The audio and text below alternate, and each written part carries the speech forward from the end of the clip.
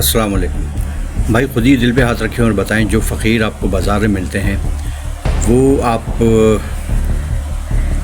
ان کو کیا اپنے حساب سے کس نظر سے دیکھتے ہیں۔ میں آپ کو ایک چھوٹا سا واقعہ سناتا ہوں۔ ہمارے ایک جاننے والے ایران گئے۔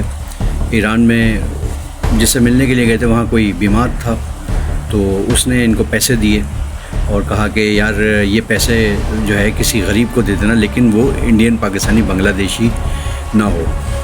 تو وہ انہوں نے کہا میں تو یہاں کسی کو جانتا بھی نہیں، میں کس کو دوں؟ بولے یار دیکھو، فارس کسی سے معلوم کرنا، تمہیں آرام سے پتہ چل جائے گا فارس لوگوں کے بارے میں، تو فارس کو تم لازمی یہ پیسے دے دینا، وہ حقدار ہوتے ہیں۔ صحیح کہہ رہے ہیں۔ میں نے مسجد گیا، نماز پڑھی، نماز پڑھ کے نکلا تو انڈین، پاکستانیوں، بنگلہ دیشیوں کی بھیک مانگنے کی لائن لگی ہوئی تھی۔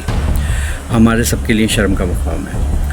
اس کے بعد کہنے لگے کہ میں نے کسی سے معلوم کیا تو پتہ چلا کہ بھائی کسی دن کوئی آتا ہے اور میاں بیوی ہیں، دو بوڑھے، تو جس دن آئیں گے اس دن فون کر کے بتا دیں گے۔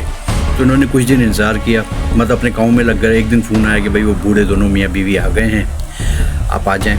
تو انہوں نے جا کے دیکھا بازار میں ایک بوڑھا مرد اور ایک بوڑھی عورت، ان دونوں کے ہاتھ میں کچھ شاپر تھے، 3-4 کے قریب۔ اب جس کی جو حیثیت تھی، کچھ جو کیش ڈالنا چاہتا کیش ڈال دیا اس نے، کسی نے دال، کسی نے چاول، کسی نے مطلب جو وہاں کے کھانے کے حساب سے آٹا، چینی، چاول اور کیش پیسے، دودھ، پتی وغیرہ جو جس نے ڈالا۔ ان کے جب چاروں بیگ بھر گئے تو وہ چلے گئے وہاں سے۔ تو اس نے پوچھا یار یہ اب کب آئیں گے، کل دوبارہ آئیں گے؟ اس نے بولا نہیں، اب جب تک ان کے پاس یہ راشن ختم نہیں ہوگا جب تک مانگنے نہیں آئیں گے۔ تو آپ اندازہ کریں کہ کس طرح کے لوگ ہوتے ہیں، اور ہمارے یہاں جو بھکاری ہیں وہ کس طرح کے۔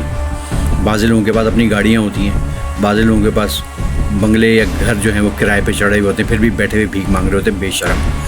تو آپ خود فیصلہ کریں کہ کیا صحیح ہے کیا غلط ہے۔